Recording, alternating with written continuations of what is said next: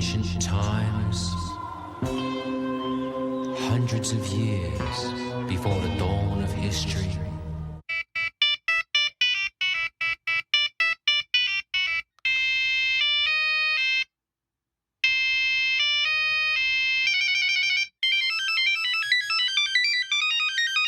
Welcome to episode 3. This is Millennial Talk. And today we are going to be talking about how life was for millennials before smartphones. I'm Jonathan Santa Cruz, and this is my buddy Shane Danisher, who is joining me today from Seattle. You know, just a little bit to start out. And I know a lot of you guys had, a lot of us have iPhones nowadays, Androids. Like, I think the newest one is the iPhone 16, the Galaxy S23. I think the newest one is the S24.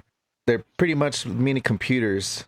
I don't know about you guys, but I've lost my phone a few times in the past. And what we want to start out with today is where we've come, how far we've come, the technology we had back in the day.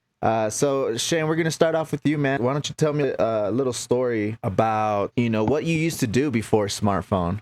Yeah, I mean, I was born late in the 80s, and so, there was a time that I remember before smartphones or even cell phones existed.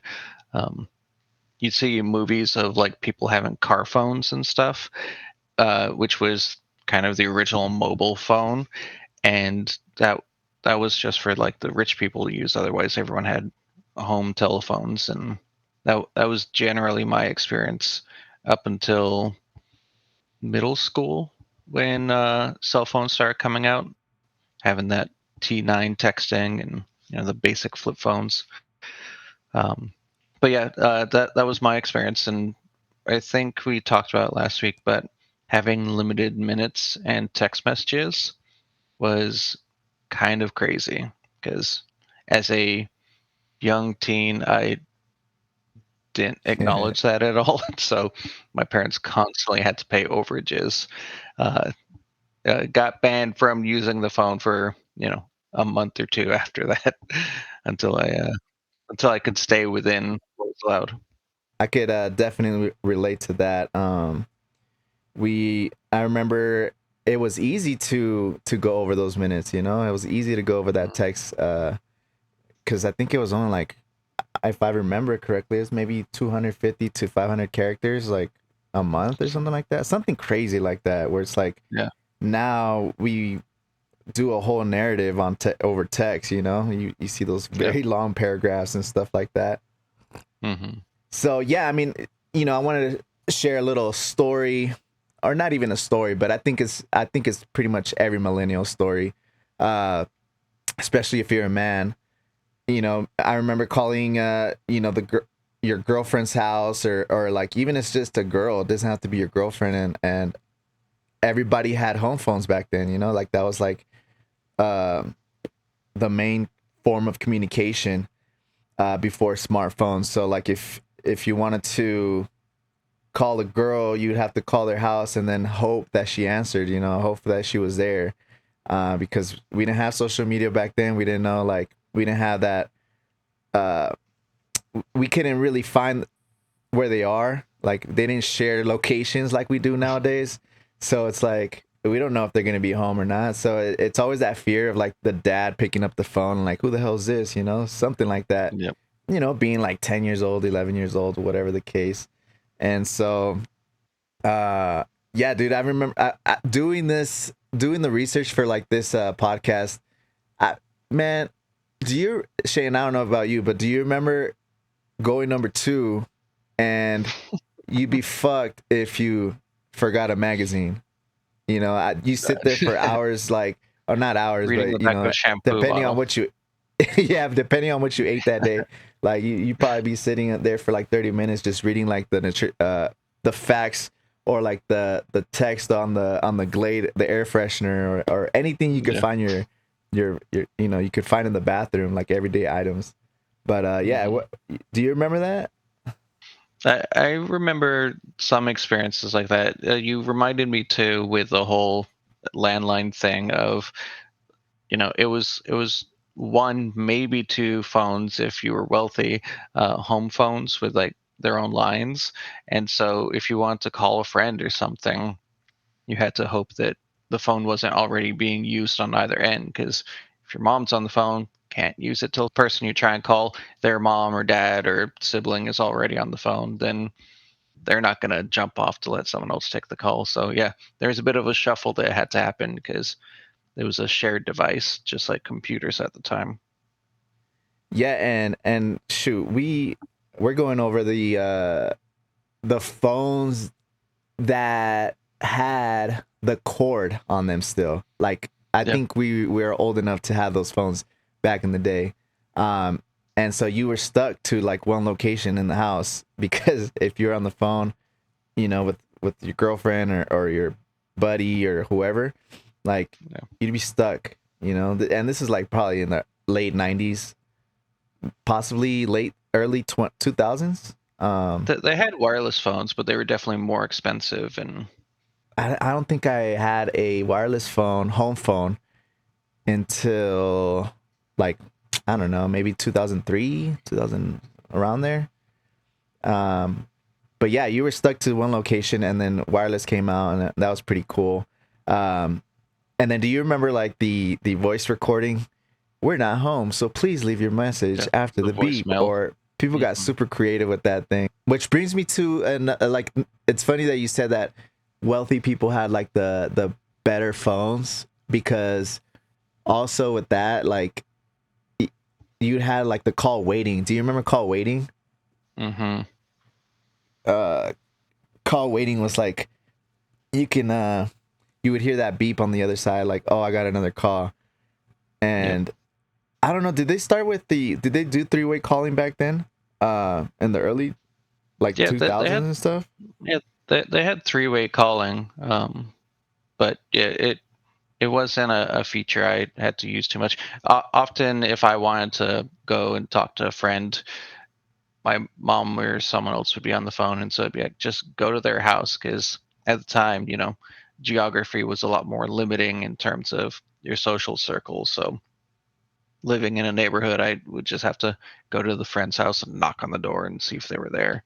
And similar to what you were saying, just hope that they were there, because I couldn't even call before heading over. Now, all you have to do is casually stroll back and forth. As soon as you see him. I didn't remember everybody's phone number by heart. I knew the Yep. important ones, maybe, like my Mhm. mom's. Well, actually, she didn't even have a cell phone, so I just remember my home phone number, and that's it. Yeah. So Right. it's like that's the only number that was important back then. Hmm. So payphones and calling cards. That's right, this is a payphone. Don't ask. When I used to go to Mexico, we'd go every 2 years, every 2 years to Mexico, and so like I remember having to pay for a calling card, and then it'd be like 50 pesos or something like that, and you'd insert it into the payphone, and that's the way you could call long distance, or just to call back to the States to make sure, or to tell like my dad that we made it, or whatever the case may be, or even just to call somebody locally, like you'd have to use the calling card. There was Right. a bit difference in the States, right? I mean, I never really used payphones by the time I started getting to an age where I might have used something like that. Uh, Cell phones were already popular and payphones were on the way out. But yeah, I mean, you are reminding me that international calling used to be a whole big thing too. And so, yeah, you definitely wanted to have one of those cards, so you didn't have to pay those international rates. Yeah, especially for the people that lived in the States and wanted to call their relatives in Mexico. Hmm. Those were like a big factor in that. Being able to call your loved ones, you'd have to buy a calling card, not just for the payphone, but just if you wanted to use it at your house. Hmm. So that was a big thing there too. Yeah, I don't really remember too much on the payphones. I just remember my parents having to utilize them, having quarters and Right. stuff like that. Because I think they only took quarters. I can't remember if they took nickels and dimes, but could be wrong. Yeah, I'm not sure. They're Um, mostly a gimmick these days. what? The payphone booths. I worked at a job where they had some like classic red payphone booths with like benches in them, and they were just quiet rooms that you could take a cell phone call in or a Zoom call. So Oh, that's cool. yeah. Yeah, I mean, I would geek out if I saw a payphone. I Mm-hmm. definitely use it, even though I don't use quarters as much. Like I have Mm-hmm. a little baggie of quarters in my kitchen Where right do I do now. tap to pay? Yeah, everything's tap for pay. Yeah. But yeah, that was a big thing, payphones and calling cards, especially in the late 90s, early 2000s for sure. Which Mhm. brings me to my next archaic technology, which is the letter writing. So not just communicating over a letter with an envelope and everything, but when you were in class, middle school, or maybe even 6th grade, 5th grade, writing notes. What's going on? Greg Hepley is passing me notes. And that was our form of text messaging back then. And then we even had like special ways to fold the letters. Like we'd be all creative and like do little hearts or the pull this here, and then or people would get really creative and do origami papers. Yeah. So that was pretty interesting. When I was researching this thing, this it threw me so bad because I saw a picture of like the letter writing in grade school, and I was like, dang, dude, I remember I'd have a whole shoebox full of just letters, and just from my friends or like, you know, girls that would write to me or whatever, like just not girlfriends, but you know, friends that are girls, because those are usually the ones that would write the most. But yeah, I would always have like a bunch of that, and then the star shots. I don't know if your classmates ever did the star shots. Do you know what I'm talking Doesn't about? sound familiar. No. Okay, so star shots are like so there was these little photo boutiques at the mall, and girls would go in there and they would just they would pay. I don't know how much they would pay because I mean I never did it, but they would pay to get their pictures like professionally done kind of thing, and it'd be like a little pocket or wallet sized photo. And so they would just distribute it to their friends, and then they would put it in their binder, because we had the clear binders, right? So you could put like pictures and letters or whatever the case may be. And so they would put them in there, and then they would just distribute it to all their friends and stuff like that. I had a bunch of those in my letters, and I don't know what happened to them, honestly, but I moved so many This was in times that I California, just, right? yeah, California.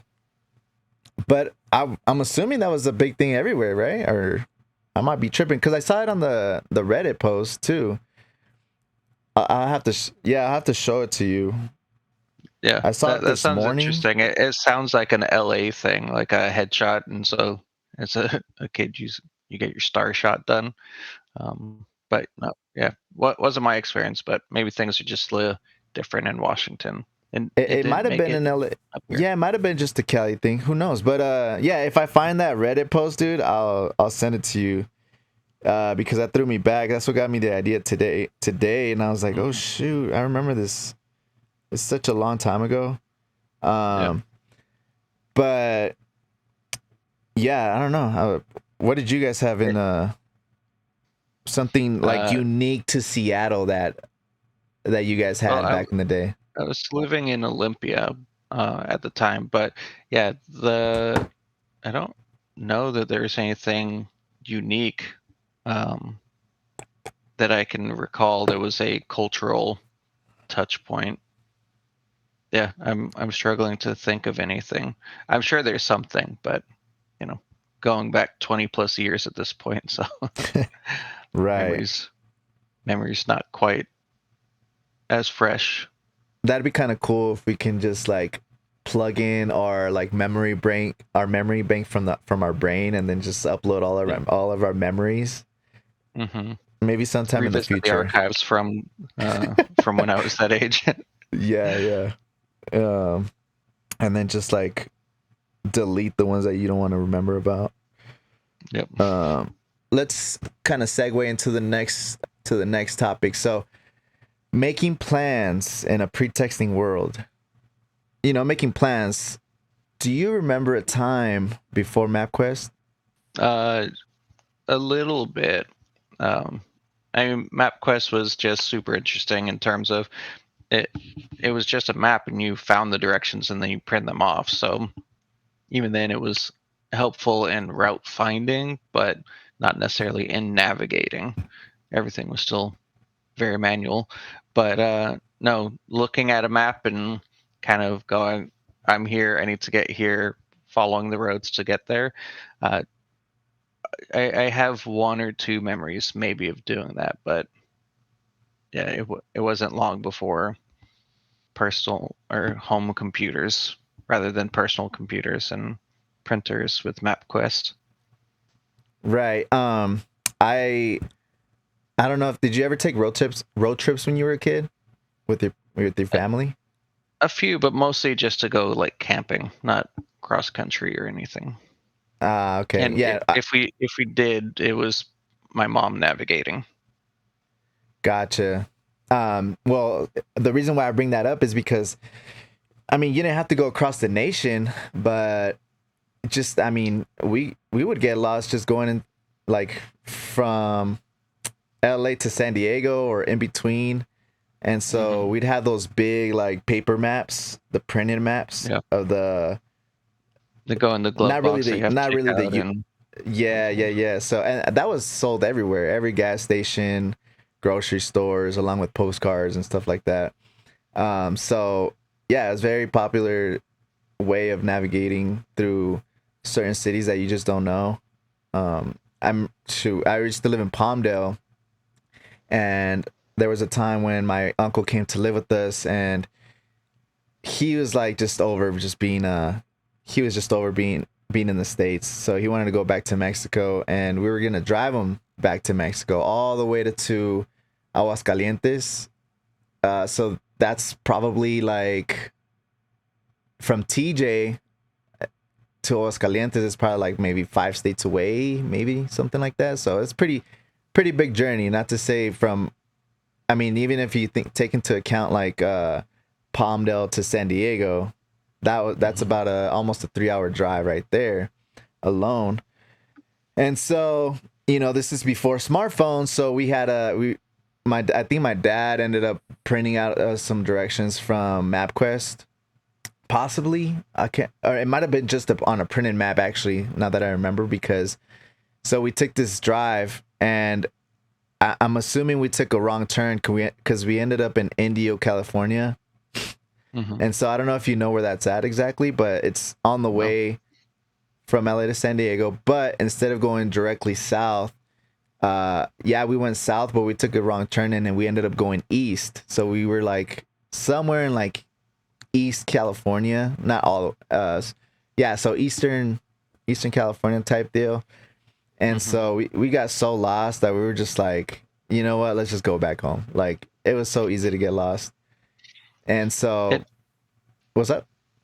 I was just gonna say it is funny because I do remember in a similar regard a time before cars knew which direction you were heading to, and so like most cars these days, within the last 20 years or so, may have like the compass on them, north, south, east, west, or if they have a screen and you can use CarPlay or Android Play. Is that what it's called? Android Go, um, Android Auto. Then you can see the direction that you're heading. For us, when I was growing up, we used to go visit some of our relatives in like LA. And so I think we were living in Palmdale, right? So from Palmdale to LA, we would go visit family members. And another popular way of getting around back in the days was landmarks. So like if, let's say, okay, Shane, I'm going to go to your house, and we live like 2 hours away from each other, right? Basic constructions or directions would be like, you would probably tell me something like, hey, all right, so you're going to go down south on the 5, get off on this exit, and then make a right here. And then you're going to, once you see the McDonald's on the right-hand side, you're going to make another left. And then once you see that fucked up backyard, front yard in the third house from the McDonald's, then it's going to be on the right-hand side. Like that, those type of things, right? And it was so easy to get lost, but man, we found our way. We found our way to get to place point A to point B. So you know, I mean, yeah, granted, like maps nowadays is so much better, but it was a journey. Let's just say that it was a nice little quest, especially if you got lost in those times. Yeah.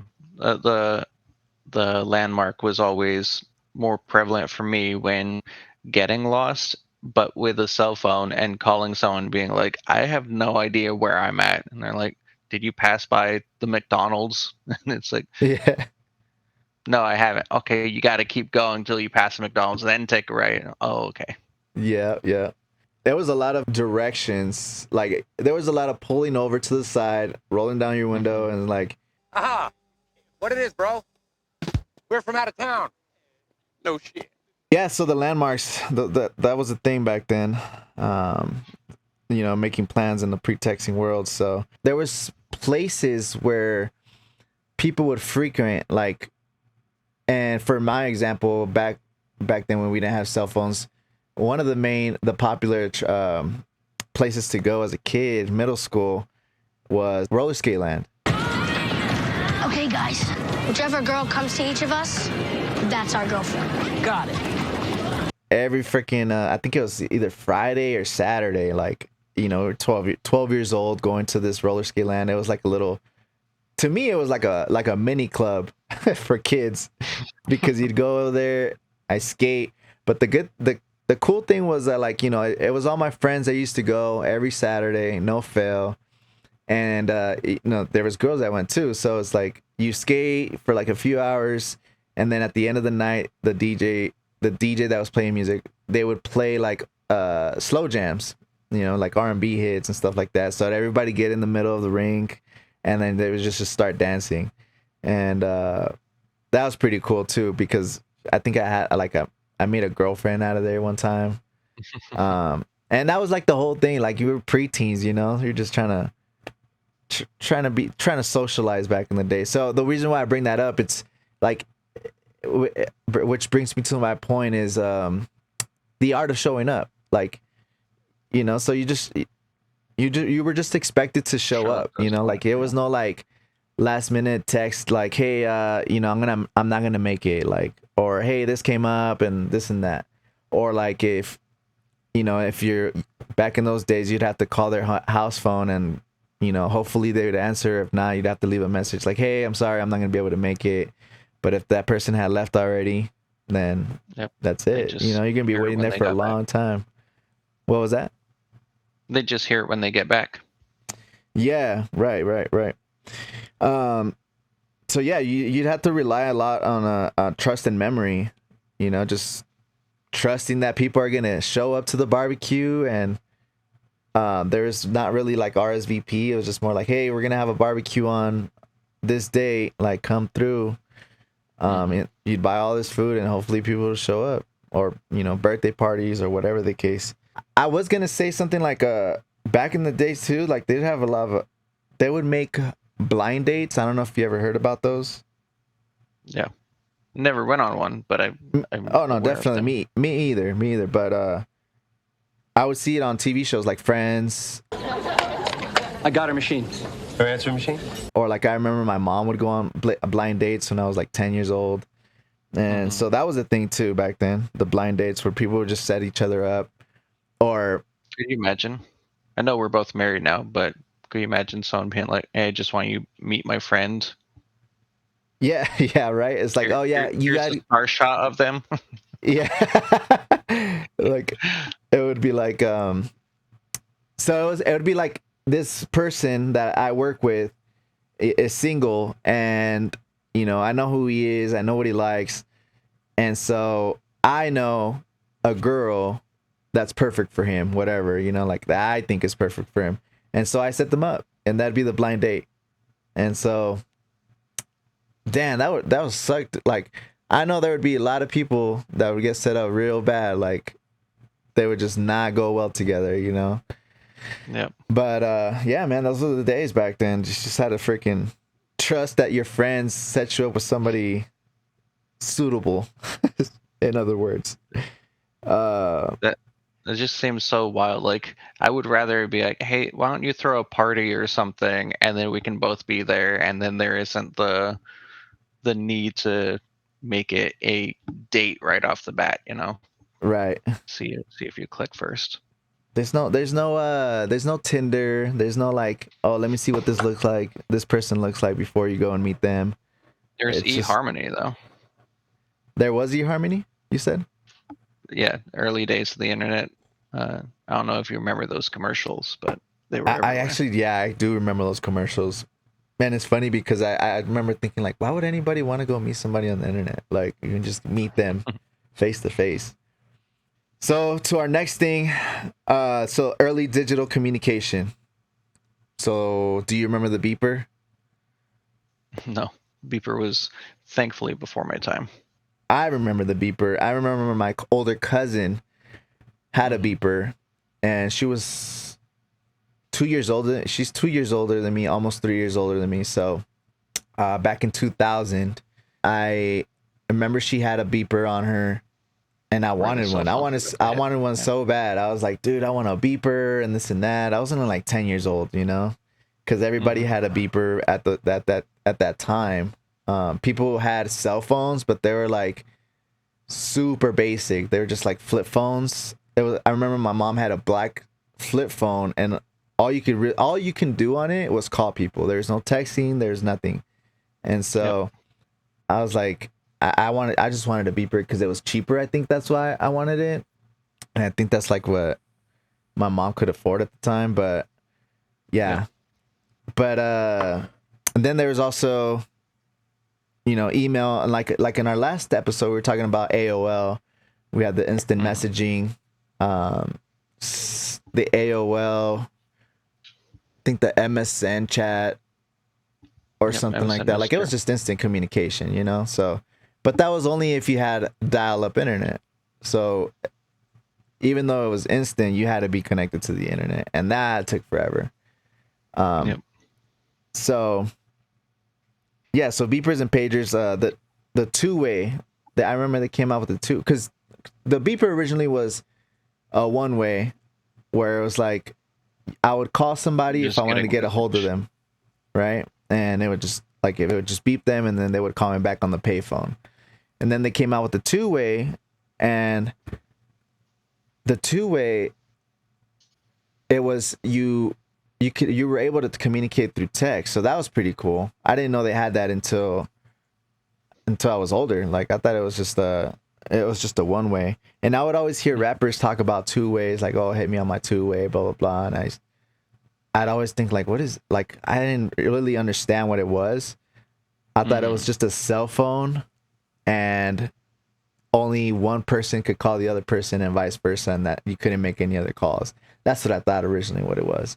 Yeah. But yeah, that was cool in that sense. But yeah, to go along with that, the first few cell phones that started coming out, you had those really basic ones, like the ones that my mom had. Then you had like those elongated ones, but they were still pretty small cell phones with just what do you call that touchpad that had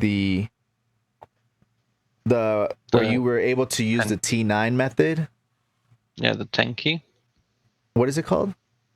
I think it's called the 10 key. That's what it's called on a computer keyboard.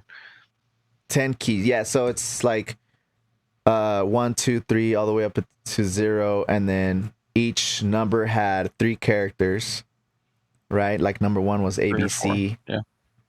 2 was D, E, F, and so on and so on. And then they came out with the T9 method. So you want to tell us a little bit about the T9 method? I just remember being pretty good at remembering where all the letters were, so I could start typing a message without looking at the phone. Just going, all right, E, press 2 twice, and then wait a second, press it again twice for, double E, and keep going. So there was a few words, like, now, okay, like if I wanted to spell hello, I would only have to press the button 5 times, you know, and you would be able to spell out If you're hello. even But pressing, unless you're swiping, which is even faster. oh yeah, that too, swiping, right? But back then it was, if you wanted to spell hello, you'd have to put in like this, what is it, H. So you'd have to press the number a few times before you got the actual letter that you wanted. So a 5 button press would turn it, sometimes would be like a 10 button press, just as write out a 5-letter word. And delayed because of double letters. You had to wait a second for it to set it so that you could press that key again to have it put in a second letter. Do you remember your first cell phone? I do, yeah. Which one was Good it? times with it. I don't remember the like brand or model number. I didn't care about that stuff at the time, but it was just a little flip phone, and it was at the time when I remember while I had this phone, they started coming out with the internet on it, which was not included, and there was no way to block it. So I got in trouble again for using the internet on my cell phone. It was super Yeah. slow, but yeah, you'd be able to So use the internet. slow. Look! The flashing yellow light is steady green now! He did it! I've got internet! Mhm. Right. I'd be like, dude, why don't they make this like faster? Like, Yeah. what's going on? I'm just trying to ask Jeeves my homework. Right, yeah. Or I was like trying to listen to a song or something and they wouldn't play it Mhm. Yeah. because you'd have to pay for the ringtone, or it wasn't even the full song, right? It was just like a Right. like a snippet just for The your ringback tones. Do you remember those? yeah. And I'd be like, this is so dumb. Like, why do I have to pay like 99 cents for a ringtone? I could just record it like on a cassette player. You know, that would have been a lot easier. Way more convenient for sure. Yeah, dude, that shit. Do you remember your first one? My first phone? Yeah, man. I got so excited when I found it on the internet the other day because I don't know if this was your experience, but I remember when I first got my first phone, I still remember what it felt like, how it lit up. So I had the Motorola V120, I think it was. So it was a silver cell phone, and it was pretty neat because I was like, oh, you know, it's brand new. Like the screen would light up like a neon blue along with the buttons. And you know, it has these really basic tones like for the texting, all this stuff. And yeah, I think at that time I was able to call and text. I don't think I had internet. It was just call and text. And yeah, my minutes were definitely not unlimited, and they were definitely not free. I think I had T-Mobile, so it was like, you know, after 9 o'clock, my minutes were free, and then on the weekends it was free. And then for text messaging, yeah, I had something like 250, maybe 500 characters per month. And so yeah, like you said, we would go over those things like super quick. It was insane. So easy. Right? Singular Wireless. That's who I had. I was looking it up. I don't remember. I don't know if you remember Singular. Singular? Yeah. No, I don't. But let me see. I could look it up real quick. Is it Singular SING? It's spelled the way Singular is, except they replaced the S with a C. Oh, got it. Do you remember? Oh yeah, I do remember that, dude. That's crazy. The orange logo. That's crazy, man. Yeah, it was everywhere. It's AT&T now, but yeah. Damn, that threw me back, dude. Do you remember the model that you had for your cell phone? I'm looking to see if I can find it. The Motorola V557 is ringing a bell for me. Oh yeah, dude, I remember that one. Yep. That's crazy. That was the one. Damn. Dude, look up Motorola V120. That was Yeah, I mine. was just looking at it. That's how I started going down this rabbit hole. Yeah, I remember those. Those, I mean, even the next generation or two from the phone that I had started looking real slick. Yeah. Losing those 90s rounded look and getting more of that sleek rectangular look. They were wild. Yeah, dude. It's, Did you ever have a sidekick? oh, yeah. I did have a Sidekick. I had Did a you? Sidekick 3. Yeah, the Sidekick. I never got one, but I wanted one so bad. Yeah, so the Sidekick 3 was pretty nice because, you know, as we were talking about how, you know, your minutes were limited. Sidekick 3, I think, is when I switched over to T-Mobile. So correction, I had Verizon with my first cell phone, and then I switched over to T-Mobile because I think the main reason why I switched over to T-Mobile was to get the Sidekick. I think T-Mobile was the only company that had Yeah. Sidekick, if I'm not They mistaken. were. And so they came out with something cool where you were able to pick like 3 to 5 people, and you were able to call them for free, unlimited messages or unlimited calls. Can't remember if it was unlimited messages, but for sure it was unlimited calls. And you could only update your people like every month. And so that was pretty tight. And then you'd have like the full QWERTY keyboard with those, right? If I remember Yeah. correctly. Yeah, the full QWERTY keyboard. It was set up kind of like a Nintendo Switch, except that the screen rolled up, and then you had a keyboard, like a physical keyboard you could type on. Yeah, that was pretty cool because I like the whole switch. Like it would like the screen would just switch up. Mm-hmm. It would Yep. it would make a nice little sound every time it opened. Yep. Man, that was so tight. I remember that. I think want that's when one like so bad. technology started getting pretty cool, pretty good, Mm.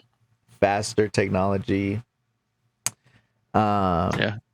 It was only a couple years after that smartphones really hit the scene.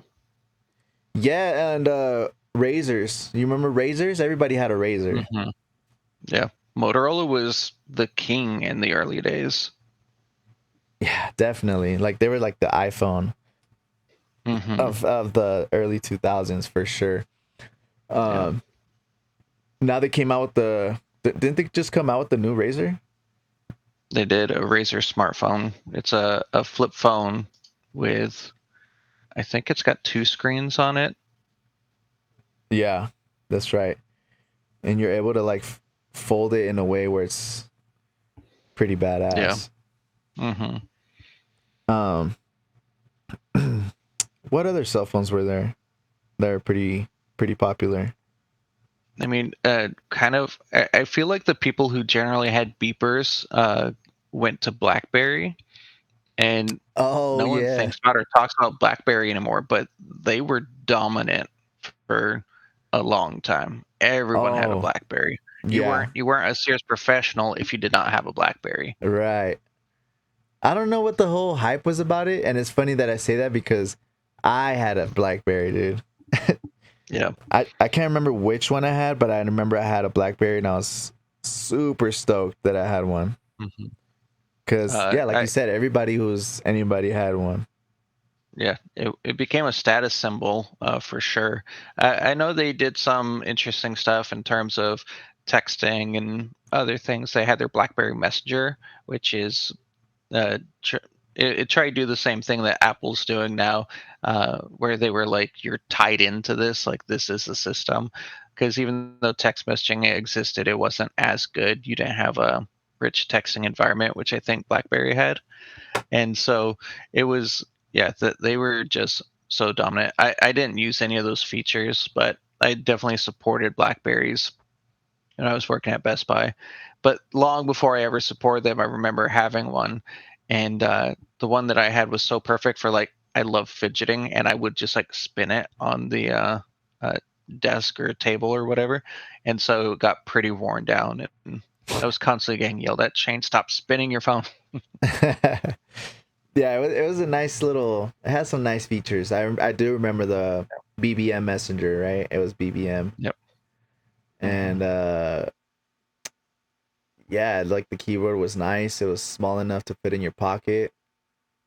I mean, Yeah. all phones were small enough to fit in your pocket, but that one in particular, just I don't know. It just had a nice little But design. if you're a business person, you had it on the holster. You can't be bothered to fish it out of a pocket. Yeah. I do remember that, dude. Which just reminded me right now that you said that.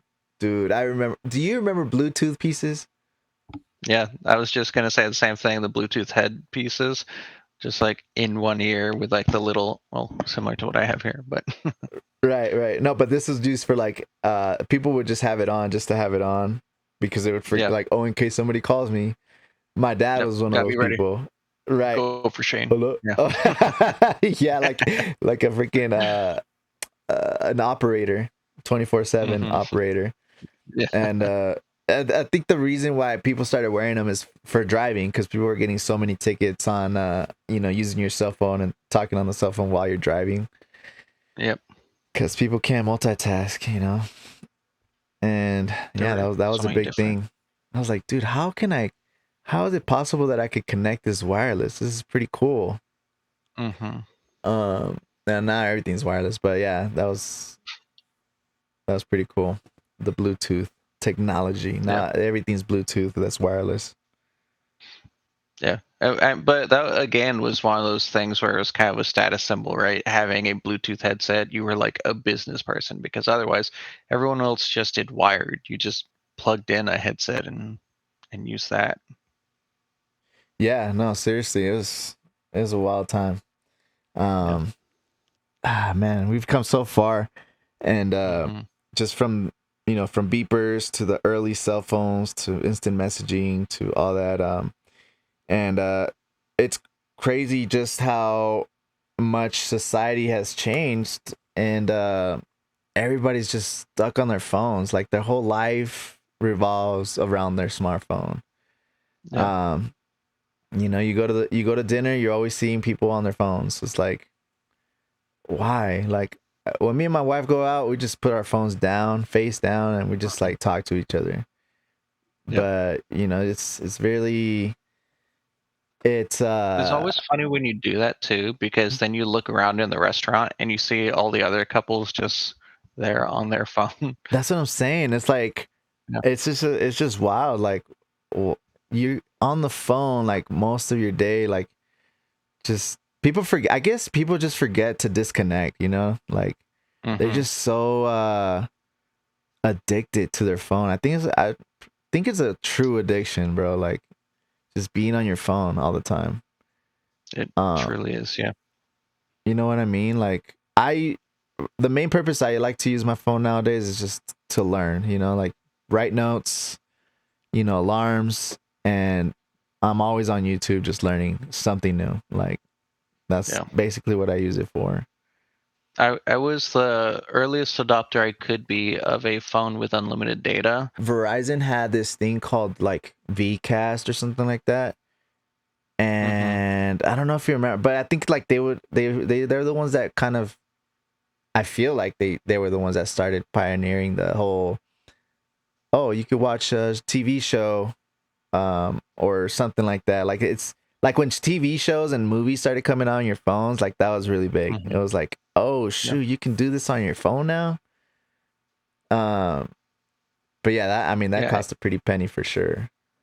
Yeah. I mean, I know we're talking about cell phones here, but it is crazy just how far phones have come and how much they've consolidated so many things that used to be separate tasks, right? Like they start cell phones start off as just a calling device, but then replace texting, which, as you said, letter writing and instant messenger and everything that you would do on a home computer, which was typically shared with other people in the home. Uh, replace that internet, camera, just being able to look everything up. Replace the video store ultimately, uh, just streaming in general. But yeah, I know so many people that will just sit on YouTube or Netflix or whatever and just stare at their phone. No, definitely, 100%. Yeah. And which yeah, so it replaced texting. it replaced the home phone. Back in the the early days before smartphones, we had to carry around a big old camcorder just to capture the moment, capture those birthday parties or those big Polaroids, right? Those big cameras, really bulky items, right?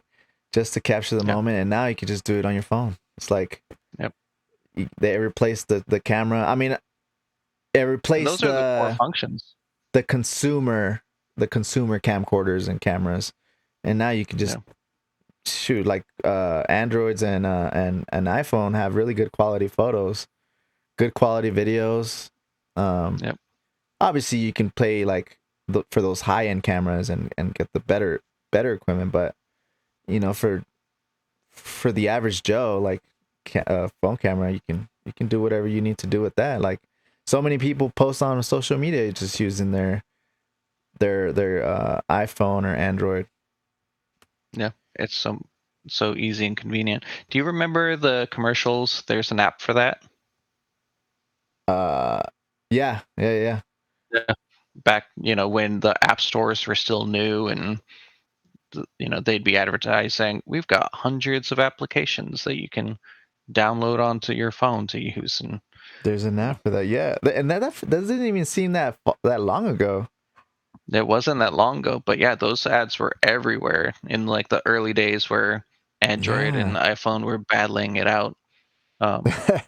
Yeah, it was a competition, see who could have the most amount of apps, and that there was a whole stigma around certain ones. I can't remember if we talked about this, but something like Instagram was an iPhone only app for a long time, and right. Yeah. Yeah, I do remember you telling me that. And do you speaking about commercials, Verizon had that really popular one with the guy Can you hear me now? Yeah, that one. Just testing the signal everywhere he went. And they were just so like more bars and more places. Right, like you see this guy in the canyons, in the desert, like just some really remote places. Like, oh, can you hear me now? Can you hear me now? And it's funny because Verizon's. Can you hear me now? Right. Yeah. I was gonna say like, and it's funny because even today, like Verizon still has really good coverage. Like that was the main reason why I switched from T-Mobile to Verizon last year, and I love it, man. It's even though you do pay a little bit more, like I hardly ever have any drop calls or anything like that. So I remember when I first switched to, I had T-Mobile, and then I switched to AT&T for a while because T-Mobile service was so bad, and they're headquartered here in Washington, but the service was so bad that if I wasn't in the right part of my house, I would just lose signal. Yeah, definitely. Not make phone calls, and so I would have to go and like stand by the window or walk out into the street for my cell phone to not drop service. They've gotten a lot better since then, but yeah, I was gonna say they've gotten way better, but yeah, they'll definitely not good enough for me wanting to switch to Verizon. But yeah, no, from those early days, for sure. Like they've gotten way definitely better. Great if you're staying in more urban or suburban areas, but yeah, as soon as you start getting out more into the boonies and stuff, I believe they've still gotten better, but I think Verizon probably still has the edge on most of the other carriers. 100%.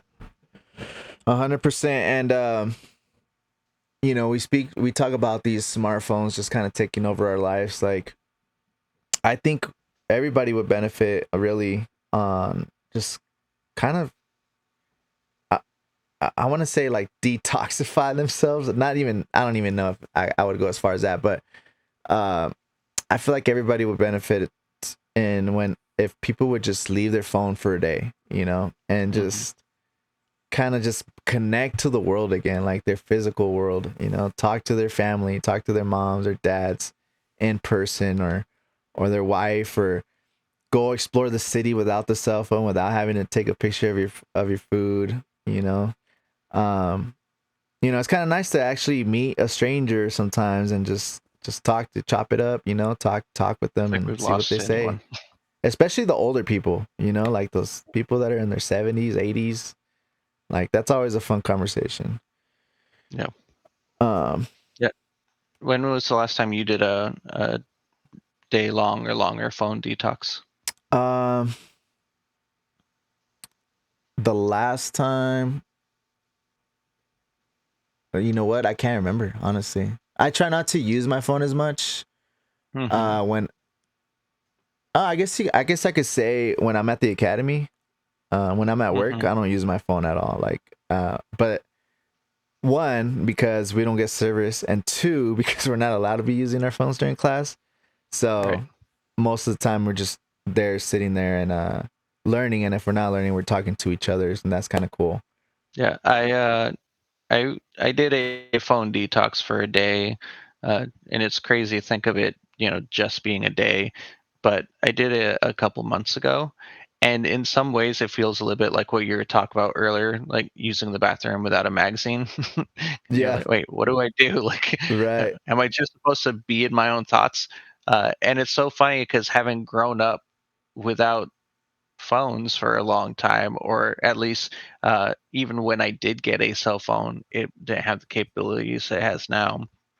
But it definitely does feel like something's missing in a way when you don't have the phone there just constantly to check and what's going on in the news, what's going on social media, has anyone texted or called, just completely detaching from that.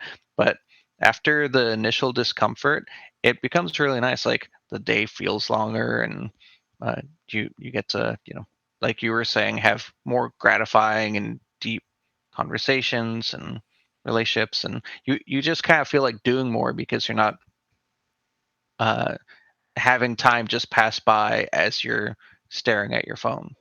Man, shit, just being around the house in those times when you don't have a cell phone, it's like you're just in your thoughts. Either you pick up a book or you're just thinking. Like I feel like or at least for me, I feel like I had a bigger imagination before technology. Mm-hmm. Yep. Just Same. because you had to keep yourself busy, you had to keep yourself entertained. Um, And you had to imagine more things. You couldn't just look something up. If you yeah, wondered how something worked, you'd and you really wanted to think about it, you could try and, figure it out just using your imagination. Now it's just like, how do they do that? Google. Just right, see right. a breakdown real quick. Yeah. Yeah, no, it's for sure the information age, like digital Yeah. information age. And yeah, so kind of wrapping it up here, what is one of the main things that you miss from that age, from that era of like not having any smartphones? Yeah. I mean, I think because it was at such a interesting and formative time, it's hard to separate the phone technology from uh, the time itself and the age that I was uh, at the time as I was growing up, going through puberty, being a teen, young adult, all that. But I do think I just find it interesting, and even thinking about it now, the idea of just going to someone's house, knocking on their door, and being like, "Hey, you want to hang out?" Uh, it sounds frightening, but I do remember doing that and just enjoying doing that, just showing up and like, "Hey, you want to hang out? Let's play hacky sack, or go to the grocery store and pick up some snacks or something. Hang out and do an all nighter of Halo 2 or something. Now it's like, you want to jump online? Yeah, and then we're just playing from home. What I miss most is like you said, you go over to your buddy's house, knock on the door and see if they're home. And yeah, just doing that and then going outside and playing soccer. One of the biggest ones for me was like playing cops and robbers or hide and go seek or something like that, something along those lines. Playing football, playing like smear the queer. Like when you I'm not familiar with that one. oh, you don't remember that one? Oh, that must be a No. Cali thing. But so the nowadays if people get canceled for that game just based off the title, but The name, yeah. it was, so the thing is, you throw the football. So you get the ball, you throw the football at the, like, it'd be like, I don't know, a group of kids, right, at one end of the field. You throw the ball, and then you race to the ball and try to, whoever gets it first is considered the queer. And so everybody has to try and tackle you. And then once they tackle you, then that person has to throw it at the other end of the field. And then whoever gets it first. And then it just keeps repeating pretty much. Like, whoever has the ball is the one that's supposed to get tackled. But like it's like I think the fun is like just trying to get away from everybody, just trying to dodge everybody. That's where the fun comes from. See how good you are at keeping out of touch of everyone. Yeah. Yeah, that was some fun times, man. Just playing ball with your buddies, you know. So yeah, man. So we talked about, you know, making plans back in those days. We talked about smartphones. We talked about beepers and early stages of the cell phones, pay phones. You know, what we did as a generation before smartphones and how smartphones have taken over. You know, just why don't you guys, you know, people that are listening to this podcast, like, you guys let us know what your guys' first cell phone was. Like, it's interesting to know. Like, my buddy Shane here talked about Singular Wireless. Like, dude, I haven't heard that in forever. I haven't even seen the logo in forever. It's such a throwback. Like, you know, just that's one of the beauties about doing this podcast is like I go down this rabbit hole, like memory lane, and I just start digging up stuff from the past, and it's kind of neat to like just go back and just remember the things that you forget.